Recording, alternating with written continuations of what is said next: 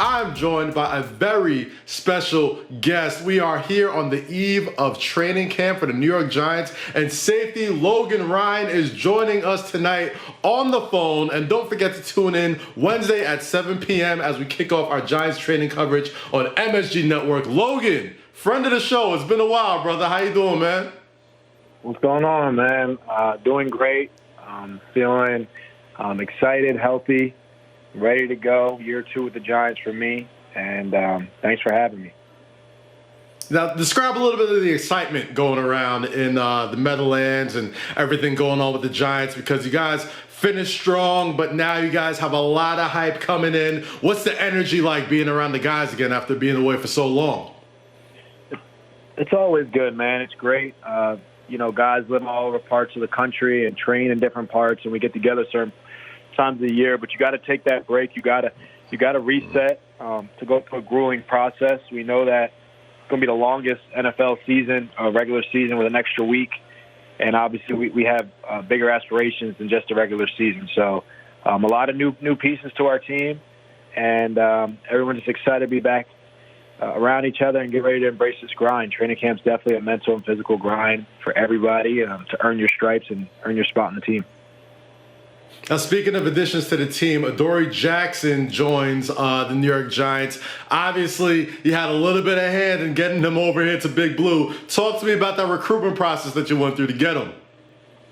Yeah, Adoree is just a great player, in my opinion. Obviously, in the league's opinion. He's a great friend of mine. We played a lot of games. We played playoff games. We played in big games together. We matched up the receivers for years. And we just have great chemistry on and off the field. Our families are close.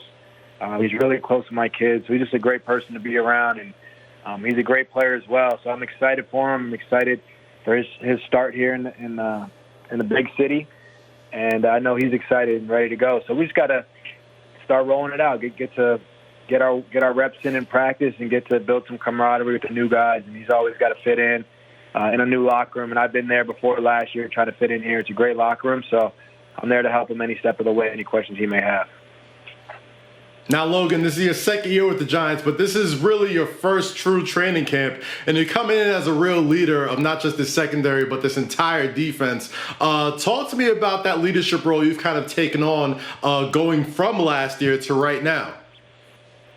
Yeah, it happened naturally. I think leadership is just, I've always been one in many of my teams. Growing up, I was the quarterback on the football team. I was the point guard of the basketball team. I was the pitcher. I always had the ball in my hands. I always was comfortable being vocal. So I just think being safety, it's a vocal position, and it's a position that you got to be fairly smart in. And I just try to earn my respect year in, year out, no matter how many games I played, how many Super Bowls I may have won or playoff appearances. I try to earn my respect and listen to the coaches, show up in shape, show up in phenomenal shape, dominate in practice so I can dominate in the games and talk a little trash with it. So I just think it's kind of how I carry myself, because this is my profession and my craft, and I try to perfect it, and I take it really seriously. So I try to show the young guys how to go about their business day in and day out. And luckily, I grew into a leadership role on this team, which I'm very happy to be and very proud to be. Now, speaking of growing into a leadership role and being able to take direction, the relationship you have with Joe Judge is something that's been well documented. You went as far as saying you will run through a wall for that guy. Talk to me a little bit about the relationship that you have with Joe Judge. Yeah, Joe, head coach, a lot of mutual respect. I got a tons of respect for Joe because he's very candid and honest, and I think he cares for me as a player and a person. Last year, I played in New England. Obviously, when Joe was a special teams coordinator there, I played special teams for Joe young in my career. I was running down on punts when he was coaching me, and full cycle. And now it's this part of my career, and Joe is a head coach. And last year, being on the street this time, Joe came in, and he gave me an opportunity and gave me an opportunity to come prove myself, and he did, and he rewarded me with an extension like he said he would if I was able to prove myself to the organization as the player he thought. So he was someone who believed in me in the beginning of my career. He's someone who believed in me in the middle of my career.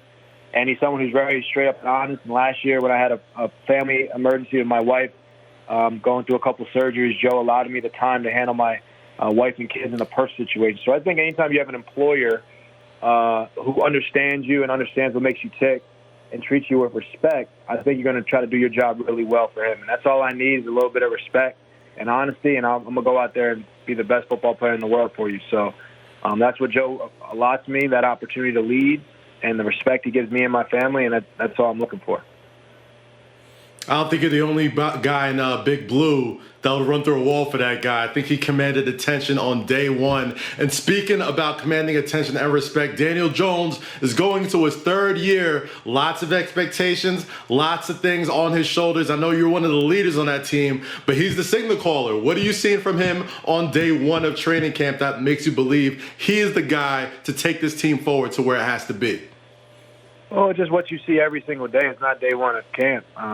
He came in, he passed the conditioning test, but like everyone else did, he came in shape, and he's been working out all year. I mean, we're around each other through text, through phone call, FaceTime. This generation stays in contact, and we're communicating.